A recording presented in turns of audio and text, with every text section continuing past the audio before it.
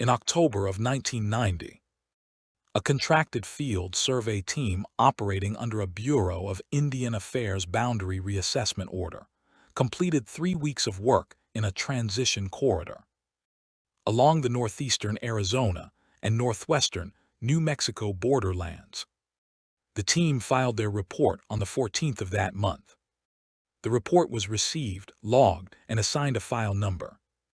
It was placed in a cabinet in the Albuquerque field office of the Bureau of Indian Affairs, Realty Services Division. No one read it for 34 years. The report itself is 41 pages. The first 37 pages are standard: coordinate tables, chain measurements, monument condition assessments, discrepancy notations, photographs of boundary markers. The language is flat. The language is always flat in these documents. That is the nature of the work. Page 38 is different. Page 38 contains a field notation entered under the heading Environmental Anomalies, Non-Survey Relevant. This section is optional. Most surveyors leave it blank. In 17 years of reviewing federal boundary documentation, the archivist who finally pulled this file in the spring of 2024 told me she had never seen that section filled out before. The notation on page 38 describes a set of impressions found 40 meters inside the tribal transition corridor on the morning of October 3rd. The impressions were measured, they were photographed. They were entered into the record with precise dimensions and a precise location relative to boundary monument number 14. The notation does not offer a conclusion about what made them. The report ends on page 41 with a standard recommendation for an 18-month follow-up resurvey. That follow-up was never conducted. The file sat in the cabinet. The cabinet sat in the office.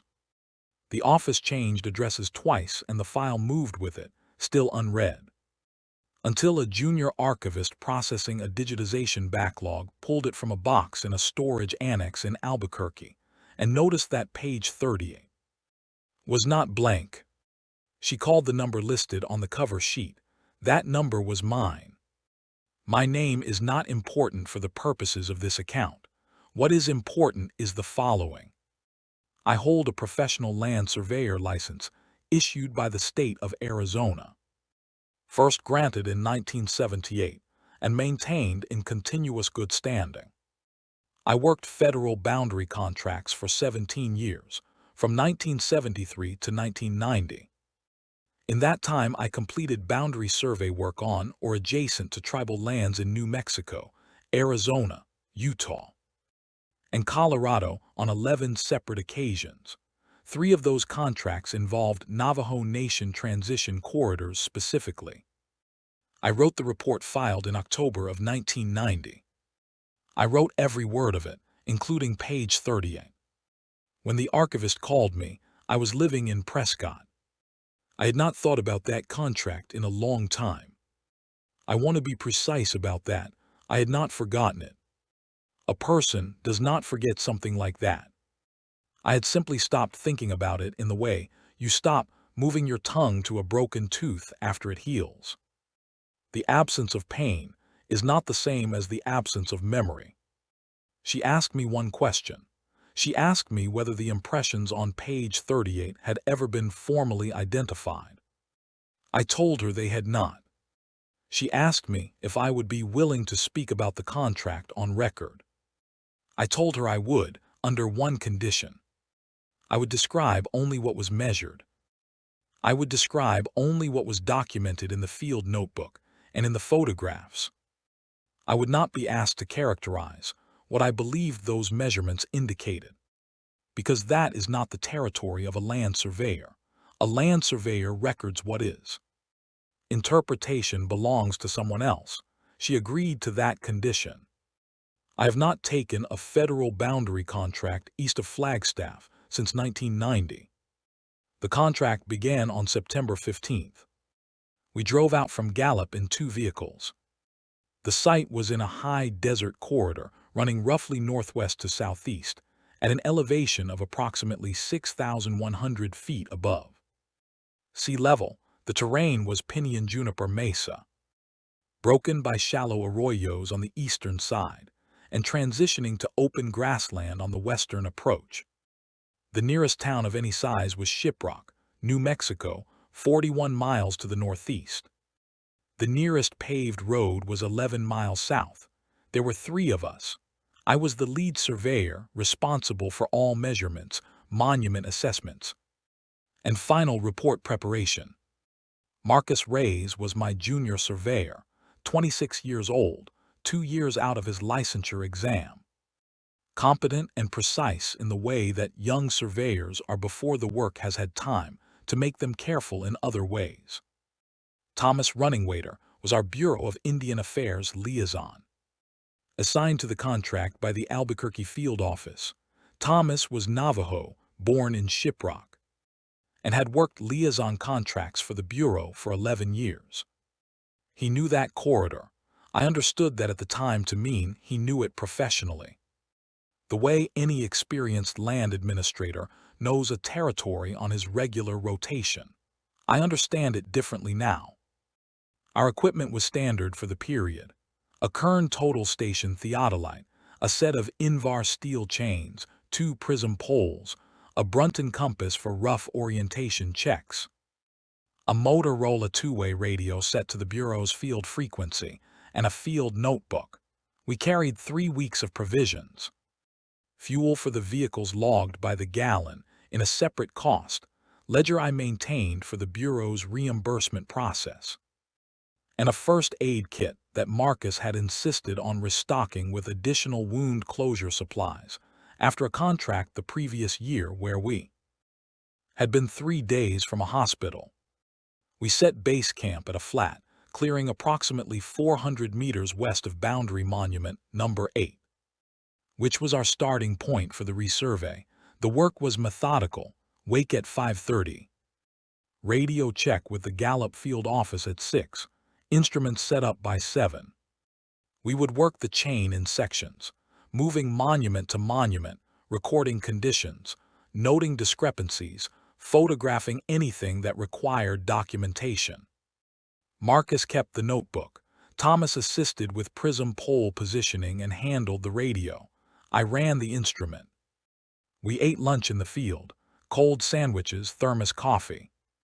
Marcus had a habit of finishing his coffee and then holding the empty thermos for a while before putting it back in his pack, as if he was still thinking about something. Thomas carried a separate notebook of his own, smaller, which he wrote in during the lunch breaks. I never asked what he wrote. He wrote in it every day, sometimes for a long time. In the evenings we played cards. Rummy mostly, because Marcus refused to play anything that required bidding and Thomas would only play games where the hand you were dealt was the hand you played without modification. Rummy satisfied both conditions. Marcus won more than he lost. I kept a running tally in the back of my field notebook, not for any competitive reason, but because it was something to write at the end of the day that was not measurements. By the end of the first week, we had cleared monuments 8 through 17. A distance of roughly 3.5 miles, the work was clean. The monuments were in acceptable condition with minor displacement on 2 of them, within tolerance, consistent with frost heave. We noted them and moved on. The days were efficient. The nights were cold and quiet in the particular way that high desert is quiet, full of small sounds that belong there and nothing that does not. On the morning of September 22nd, moving between monuments 12 and 13, Marcus found a survey stake that had not been placed by our crew. It was an older stake, wooden, painted the faded orange that the Bureau used in the early 1970s. It had no number on it. It was positioned approximately 14 meters inside the tribal transition corridor, off the boundary line, which was unusual. Boundary stakes are placed on the line, not inside one territory or the other. This one was simply standing in open ground, with no obvious reference to any monument. Marcus said it had probably shifted in an erosion event. The soil along that section of the corridor had some slope to it, gentle but continuous. And he said it was reasonable that an old stake could have walked downhill over 20 years of freeze-thaw cycles. I agreed. I photographed it. I noted it in the field log. We moved on. I did not think about it again until the morning of October 3rd. On the morning of October 3rd, we were moving south from Monument 14 when Marcus stopped walking. He did not say anything. He simply stopped, and I came up beside him and I saw what he was looking at. They were in a patch of bare soil between two clumps of saltbush, approximately 40 meters inside the tribal corridor from the boundary line. The soil there held moisture longer than the surrounding ground because of a slight depression, and the surface had a fine, dry crust on it from the previous night. The kind of surface that takes an impression cleanly. There were 4 of them in a rough line, spaced irregularly. Marcus crouched down and looked at them for a while without speaking. Then he said they were cattle tracks. There was a grazing allotment associated with a Navajo family whose land bordered the corridor on the east. And he said it was entirely plausible that cattle had come through during the night and crossed into the corridor looking for water. I did not disagree. I got out the field notebook and I measured them. The impressions were roughly oval. The longest axis measured between 31 and 34 centimeters across the 4 examples. The depth varied. The deepest sank 41 millimeters into the surface crust, the shallowest 19. My own boot, a size 10 work boot, sank 8 millimeters into the same surface when I stepped beside them for scale. I photographed all 4 impressions from directly above and from 2 oblique angles. I measured the spacing between them, center to center. The first to the second was 112 centimeters. The second to the third was 144 centimeters. The third to the fourth was 109 centimeters. Marcus said the irregular spacing was consistent with cattle moving on uneven ground, adjusting their stride. I recorded his assessment in the field notebook alongside the measurements. It was a reasonable explanation, and I had no reason at that moment to reject it. Thomas had not said anything during any of this. I looked at him and he was standing a few meters back, watching us measure. And his expression was the careful expression of a man who has decided not to say something yet. I wrote up the notation that evening and assigned it to page 38 under environmental anomalies. That night, lying in my sleeping bag, I went through bovine track measurements in my memory. A mature cow's hoof print runs roughly 12 to 13 centimeters in length. A bull, larger. I had measured 31 to 34 centimeters. I lay there for a while with that arithmetic. I did not write that part down. Thomas asked to speak with me privately on the morning of October 5th. Marcus was running an equipment calibration check on the theodolite, and we walked a short distance from camp. Far enough that Marcus would not hear us clearly. Thomas told me that the corridor had a name in Diné, the Navajo language. He gave me the name, and then he gave me the functional translation, which was something close to the place the boundary does not hold. He said it was an old name, older than the Bureau, older than the federal boundary designations entirely. He said the name referred not to the legal boundary, but to something else. Something about the nature of the ground in that corridor that the Navajo understanding of place and territory had always recognized. He told me that the Navajo Nation Land Department had a written protocol for that corridor. Not a personal belief, he was specific about that distinction. A written institutional protocol, filed in the Land Department records in Window Rock. Dating in its current form to 1953, though he believed the practice it formalized was considerably older. The protocol specified 3 things. No solo travel in the corridor after sunset, no overnight camp within the corridor boundaries, and no survey or assessment work conducted after dark. I asked him why he was telling me this on the 5th day of a 3-week contract. He said he was telling me because of the impressions we had found on October 3rd. I asked him if he thought the impressions were cattle tracks. He looked at me for a moment. He said that whether or not he thought they were cattle tracks was his personal belief, and that was not what he was discussing. He was discussing the protocol. The protocol did not require a belief about what the impressions were. The protocol required a behavior regardless of what the impressions were.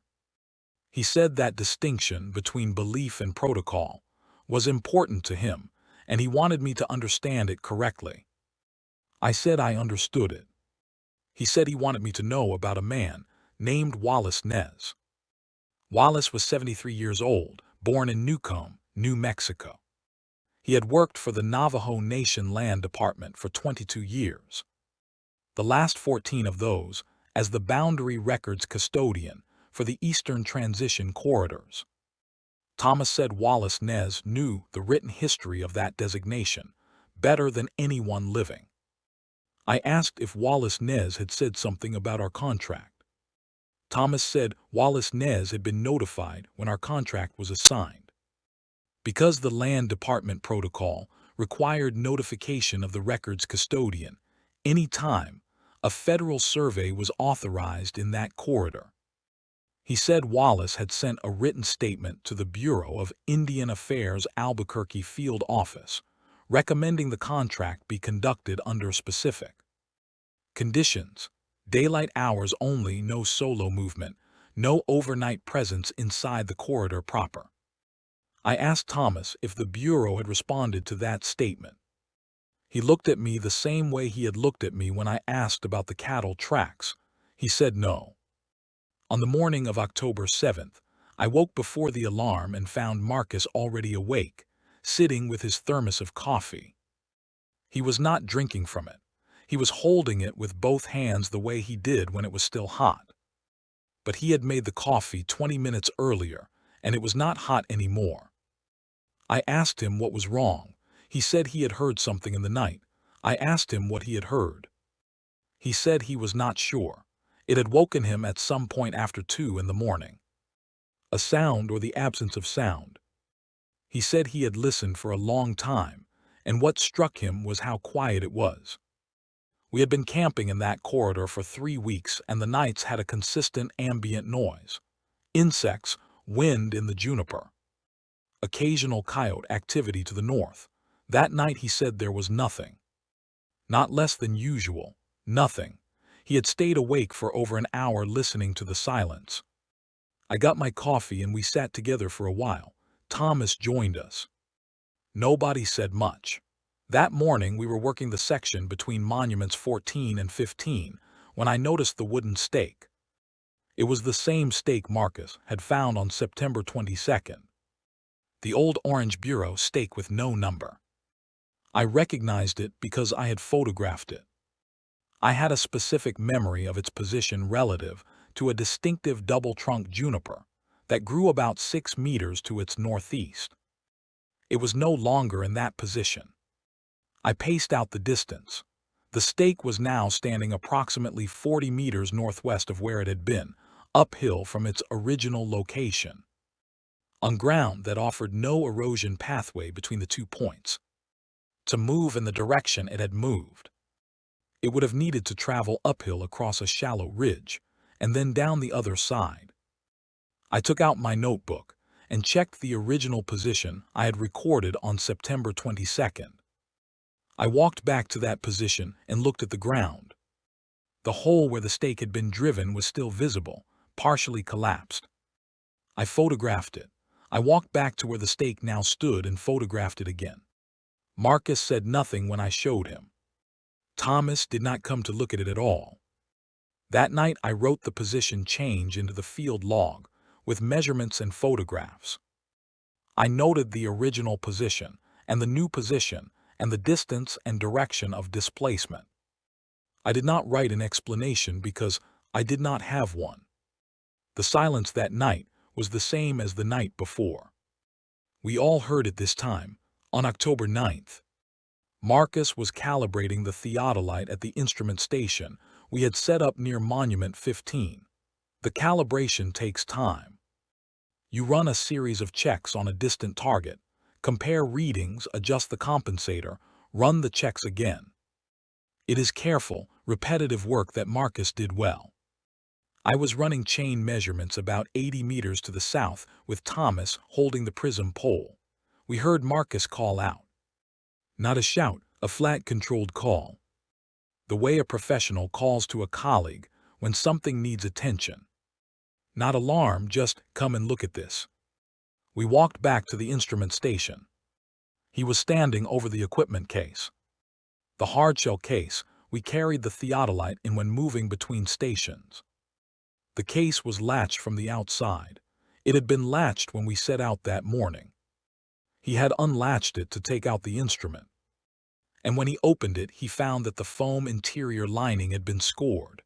The scoring was not random. It was a pattern. Repeated marks, roughly parallel in groups. The marks were between 12 and 16 centimeters in length. They were pressed into the foam rather than cut. And the edges of each impression were smooth, not torn. Whatever had made them had pressed down with considerable force. Marcus got out the field notebook and measured the spacing between the groups of marks. 112 centimeters, 144 centimeters, 109. He read those numbers aloud. I had written those same numbers on October 3rd. They were the center-to-center spacing between the impressions in the bare soil, by the salt bush. We stood there for a while. Marcus said it could be rodents. The case had been in the truck overnight, and rodents had gotten into it. He said the marks were consistent with incisors working at the foam, and if the rodent was large enough, a pack rat or a large wood rat. The individual marks could reach that size. I wrote his assessment down. Because it was a reasonable explanation, and I was still writing down reasonable explanations. I also wrote down the spacing measurements, and I wrote down that they were identical to the measurements from October 3rd. And I wrote down that I had no explanation for the spacing correspondence. That evening at 6 o'clock, I attempted the radio check with the Gallup field office. No response. I checked the frequency, correct. I checked the battery. Full charge. I tried 3 times over the following 20 minutes, standard protocol, and got nothing but static. The radio had worked without interruption for 24 days. That night it did not work. It worked the following morning. We did not discuss what that meant. On the morning of October 11th, Thomas Runningwaiter was not at his sleeping bag when I woke. I assumed he had risen early and gone outside. When I came out of the tent, he was not in the camp. Marcus was awake. He had not seen him. We stood at the edge of camp and called his name. The sound went out flat and came back as nothing. We began moving in widening circles from camp, calling. The ground was clear enough that we would have seen tracks. We found his boot prints heading northeast, toward the corridor proper. We followed them for approximately 200 meters. He was standing at the edge of a low ridge that marked the inner boundary of the survey corridor, facing away from us. Looking northeast into the corridor. He was standing very still. His arms were at his sides. He had no equipment with him, no notebook, no radio. I called his name. He turned around slowly. The way a person turns when they have heard their name from a long distance and are not sure it was real. He walked back toward us. His expression was the expression of someone returning from a very long drive, slightly flat, slightly delayed. I asked him if he was all right. He said yes. I asked him where he had been. He said he had needed to step away from camp. He did not offer anything else, and I did not push him. He picked up his notebook from beside his sleeping bag and sat down and began writing in it without looking at either of us. Marcus looked at me. I looked at Marcus. We said nothing. I went to the equipment case to get the theodolite, and I stood there for a moment before I opened it. Because I was not yet ready to open it. And while I was standing there, I looked northeast toward the ridge where Thomas had been standing. The corridor beyond that ridge was in full morning light. Clear, cold, flat light with no shade. The pinyon trees stood at even intervals along the slope. The grass between them was still, at the tree line, approximately 180 meters from where I was standing. There was something standing among the trees. It was not behind the trees. It was at the edge of them, in the space between the last trees and the open ground. It was standing still. I looked at it for what I believe was between 15 and 20 seconds, though I cannot be precise about that. I triangulated its height against the trees around it the following morning, after measuring the trees. My estimate placed it between 8 and 9 feet tall. It was upright, which is the only word I will use for its posture. It did not move during the time I observed it. Then it was not there. It did not walk away. There was no movement. Between one moment and the next, it was simply no longer at the tree line. I opened the equipment case. I set up the theodolite. I called to Marcus that we were starting the morning session. I did not write that observation into the field log. I am writing it now for the first time. And I want to be precise about what I am saying. I observed a figure at the tree line at a distance of approximately 180 meters. I estimated its height. I observed it for 15 to 20 seconds. It did not move. Then it was not there. That is what I measured. That is what I recorded. I am not characterizing what it was. We broke camp on October 14th and drove out the same way we had come in. I filed the report that afternoon in the Gallup office. The report was received by a field administrator whose name I have on record. He logged it.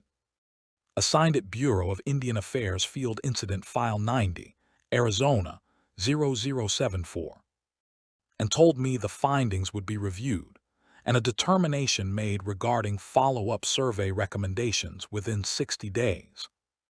I want to be clear about the administrative timeline because it matters. The report was filed October 14, 1990. The 60-day review window the administrator cited would have placed a response deadline at December 13th of that year. December came and went without communication. In January of 1991, I contacted the Gallup field office by telephone and was told the file had been forwarded to the Albuquerque regional office for review and that I would be notified when the review was complete. I was given a contact name in the Albuquerque office. I called that contact name 3 times over the following 3 weeks. On the third call, I was told the contact had transferred to a different division, and my file had been reassigned to a general review queue. In February of 1991, 4 months after I had filed, I received a form letter. The letter was 2 paragraphs. The first paragraph acknowledged receipt of Bureau of Indian Affairs Field Incident File 90, Arizona 0074. The second paragraph informed me that the survey findings had been classified as inconclusive boundary data and that a follow-up resurvey was recommended within 18 months.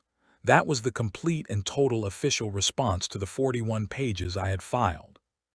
The photographs I had submitted with the report, 16 photographs in total, including the impressions from October 3rd, the equipment case scoring, the displaced stake in both positions, were logged as supplemental documentation and separated from the primary file. Supplemental documentation in Bureau of Indian Affairs Field Procedure is held in a secondary archive. It is not attached to the primary file if you pull the primary file. As the archivist did in 2024, the photographs are not in it. You would need to know they existed and to know which secondary archive category to search, and to have the time and authorization to search it. Most people pulling an old boundary file are not looking for supplemental documentation filed 34 years ago. Most people are looking for the coordinate tables. There was one person who tried, a senior field administrator in the Albuquerque office, a man who had been with the Bureau for 19 years, reviewed my file as part of a regional audit in the spring of 1991. He flagged it. He wrote an internal memorandum recommending that the supplemental photographs be formally reviewed by a multi-agency panel and that the follow-up resurvey be expedited. Rather than deferred, he used language in that memorandum that I was told about secondhand. He wrote that the combination of physical documentation and the tribal land protocol notification from the Navajo Nation Land Department represented, in his assessment, a situation requiring formal interdepartmental coordination rather than standard field procedure deferral. He was transferred to the Bureau's Portland, Oregon office 6 months later. The transfer was described as a lateral reassignment for operational needs. No interdepartmental coordination was initiated. The follow-up resurvey was never conducted. The file sat for 34 years. When the archivist called me in the spring of 2024, she had read the report carefully. She had located the supplemental photographs through the secondary archive, which took her several weeks. She had cross-referenced the field incident file with the Navajo Nation Land Department notification record, which she found through a separate inquiry to the Window Rock office. And then she asked me the question I was not prepared for. She asked me whether the 18-month follow-up resurvey had ever been conducted. I told her it had not. She was quiet for a moment. Then she said, "Then the boundary is still drawn exactly as it was in 1990. I said yes. She said, "No one has resurveyed that corridor in 34 years. I said that was correct," she said. "And the boundary it was drawn to assess, the transition corridor, is still legally in effect based on those inconclusive findings." I said yes. I have not worked a federal boundary contract east of Flagstaff since October of 1990. I have had opportunities. I have declined them without detailed explanation. I am a land surveyor. I work with measurement and documentation, and the precise legal description of where one thing ends and another begins. That is the work. I am good at the work. I stopped doing one specific kind of the work because of what happened in that corridor, and I am comfortable with that decision. The question that has never been answered is not about the impressions, or the equipment case, or the stake that moved uphill, or what I saw at the tree line on the morning of October 11th. The question that has never been answered is what that corridor was originally drawn to contain. Federal boundary designations in tribal transition areas are not arbitrary. They are drawn in response to something. A land use dispute, a resource claim, a legal settlement, a physical feature of the terrain. Every boundary I have ever surveyed had a reason. You can find the reason in the original survey documents. You go back to the original filing, and you read why the line was drawn where it was drawn. I have tried to find the original boundary filing for that corridor. The oldest documentation I have been able to locate is from 1947. The 1947 documents reference an earlier survey from 1923, which I have not been able to obtain. The 1923 documents presumably reference something earlier still, at each step backward. The reason given for the corridor's location is the same phrase, consistent with prior designation. Consistent with prior designation. I spent a considerable amount of time over the past 2 years attempting to trace that phrase to a source document. I am a surveyor. I follow lines to their origin. That is the entire nature of the work. Every boundary I have ever traced has an origin. A first survey.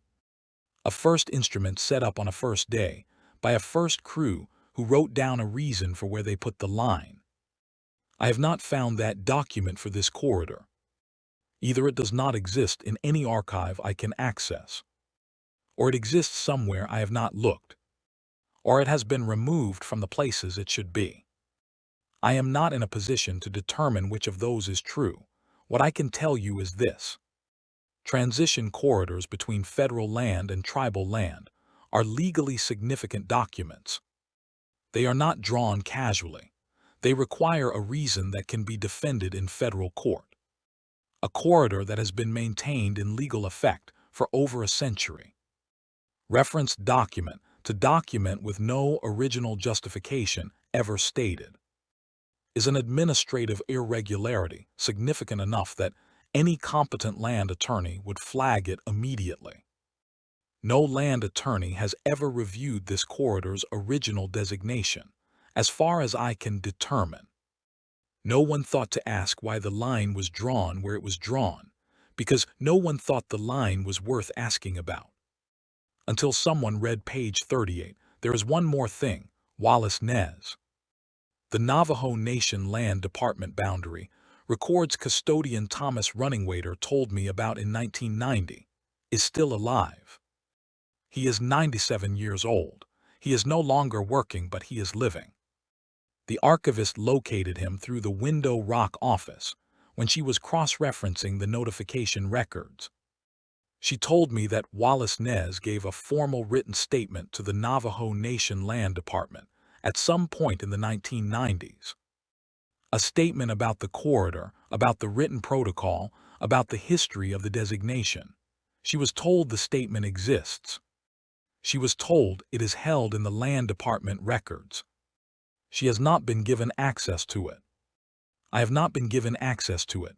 I was told through the archivist that the statement is held under the Land Department's Internal Cultural Heritage Protection Protocol, which means it can be withheld from federal inquiry without explanation. I was told the Land Department has exercised that protection specifically and deliberately in this case.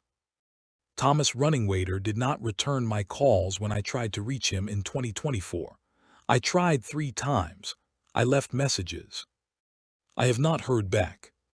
The archivist filed a formal request for the follow-up resurvey with the Bureau of Indian Affairs in April of 2024. As of the last time she contacted me, she had not received a response. The corridor is still there. The boundary still runs exactly where we drew it. The file is open.